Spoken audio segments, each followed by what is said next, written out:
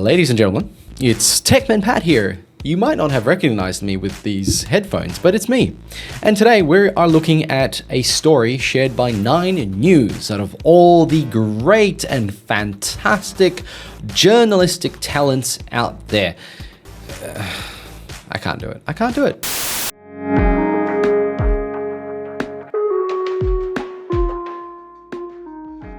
This episode right here should be on current affair. It's what I call the cat stuck in a tree syndrome. When you don't have anything to report about, you report about a cat stuck in a tree. But this one, this one is about a NBN customer who was unfortunately treated not great. I don't think the person who serviced this customer took care. This is an 80-year-old woman who got NBN installed in her home. The installer did some things that when you talk to 9 News and you talk to a reasonable person, you say, yeah, that's bad. That's not a great service. But if you look at the documentation that is provided by NBN about how things are going to get installed, you can kind of question that maybe not all that is shown in this prime example of journalistic integrity is okay. Now, I'm not saying NBN has done the right thing. They, in fact, did fix everything in the end, so we'll hear about that. But did they do the wrong thing from the start? And did they only fix it because it got a lot of publicity? And more than likely, that is the case. So let's jump in. I'm going to pop my headphones on so we can follow along, and I'll just make some commentary, and I'll pause it. Let's have a quick go. All right. The NBN upgrade was supposed to make life easier for people like Narre Warren South pensioner Joan Little. But the recent installation left her disconnected and facing a potential repair bill in the thousands of dollars. Reid Butler has this exclusive report. Before we get into it, he mentions a repair bill, but please note that there is nothing actually broken, and the location of the NBN fiber conduit or the unit that sits inside is in a place that probably should not have been placed. Now, there is, as you can see here, an elderly woman here who has obviously got, as my understanding is, no experience with anything to do with NBN, and it wasn't really fair to put the onus on her. Her son is involved, so there is some understanding of technology, but during the install, it was her who signed off on the work. Just keep that in mind. I think the part that NBN screwed up, and this is my opinion, is that they didn't take care of a customer that didn't understand what they were getting into. An NBN box in no man's land, not a PowerPoint in sight, and one very unhappy customer. Not good enough. Pensioner Joan Little from Narre Warren South has been disconnected for 2 weeks. The loss of the landline has hurt the most, especially because her mobile phone signal is so patchy. All I want to do is use the phone and use the emails. In all fairness, for elderly people, the landline is one of the easiest and best ways to communicate with other people. My wife's grandfather has exactly the same setup, and moving him off the phone line because he had to get connected to the NBN was pretty frustrating for everyone involved, because what we actually ended up doing is forwarding the phone number so people can communicate with him who called his old phone, because everybody else still has landline phones and they might call him on his landline. So I can understand the frustrations, and 2 weeks being disconnected, that's probably Telstra's fault. And her husband had recently switched to Telstra. Before they knew it, a technician was over installing the NBN fibre technology. He was done in no time, and I asked him, well, where'd the modem go? The contractor's taken the lazy way out and basically put the fibre technology box straight behind where it comes in from the street. The box is miles away from where it needs to be to connect to relevant cabling in the home. So the location of the actual NBN box is on a wall that the external fiber input is coming in, and there is no power point around this device. Hence, there is an extension cord. To anyone, this must look absolutely ridiculous. And I would completely agree. I would be pretty mad if NBN came to my home, installed the modem in, let's say, my living room with no power input whatsoever, and I had to run an extension cord across the room to power it. Absolutely ridiculous. And yes, getting an Ethernet cable from there back to a unit of sorts, let's say the router, is now again another cable that's going to hang there. It's actually dangerous. It's unsafe. However, this is the part where we need to have a look at what the NBN shares with the customer and actually the installer, who is technically a contractor and is paid by the install, not by the time taken. So you can understand how people can come to the conclusion that they did the lazy thing and just put it where the fiber comes in. So let's have a look at a bit of a document. This, my friends, is the NBN Installation Quick Reference Guide. It's a V2, it's version 2. So it describes what the installer will require when they attend a site. So a lot of this information is for them. So imagine you're the installer and you're reading this, you go, okay, I'm going to have my on-site the ticket of work. So that's really the job number. You knock on the door, you introduce yourself. It's very basic. Like, this is actually a surprising document.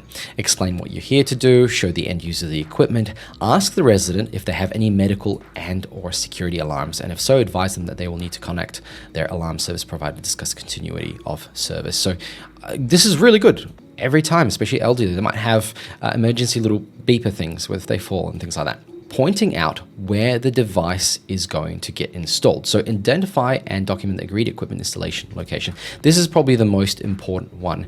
Now, obviously, this conversation is expected to happen, but in this case, with this lady, did the contractor have this conversation and tell her that he'll be installing it there? If he did, she would have said, yeah, sure. But the power cord, right? That's the little interesting thing. Now, onto the quick reference guide for the resident. Now, obviously, I'm not going to try and read through everything, but the thing that we need to note here is be located where the fiber can be safely and efficiently run from the utility box without need for special access work. Example, new conduits. So this, in fact, generally means the new box will go in the place where the old, for example, run-in of copper cable was. And so they don't need to redo any of the conduits, they just pull the cable through and it comes out. So that's, I guess, issue number one. Was that the old place of where the run-in was? Maybe, maybe not. I imagine the external wall had a box, then it ran up a little pipe and into the house through the roof and into one of the areas where you'd plug in the old RJ21s or whatever they're called. Now, the other one here, be near a dedicated power source or an appropriate safe alternative. That cable hanging on the ground was not a safe alternative.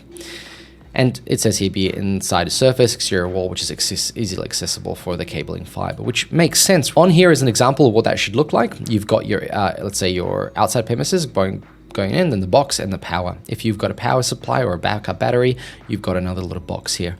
And of course, this is what it would look like potentially here. But we don't exactly know. All we've seen from the video is that there's a box and the power cable is coming out. So we don't exactly know which one it is. This is the really interesting part that I found on this document. This is the installer's responsibility on the day. What the end user needs to provide: a dedicated power outlet. They need to provide it. If a dedicated power outlet is not available, then a power board extension lead may be used as long as a visual inspection deems it safe.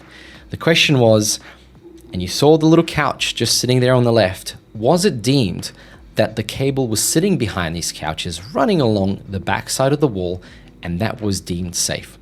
Again, we don't know. The next part here is, again, what the end user or the customer or the lady can provide. And that's the installation of the NBN cabling and equipment as close as practical to existing telecommunication infrastructure, or if end user prefers, an alternative location within the standard installation limits. Again, it comes back to how much effort they're going to put in if you ask them to rewire your entire house, right? If you move it a meter across to the left or around the corner, that might not be bad. But again, they're using already existing infrastructure and only as the existing cable runs. So this is the part that can potentially lead to issues like this.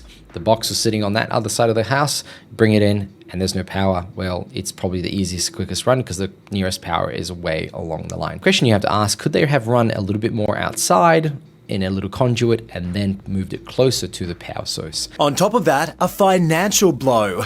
If you want the NBN box relocated, you'll need to organise for a private cabler to do this at your own expense, the response read. That is an expensive process that could cost around $6,000. You don't have to spend $6,000 on redoing this fiber line in. There is a cheaper option. I understand the box will still be there. You can get an electrician to come in and wire a power point next to it. Obviously, that's cheaper than $6,000.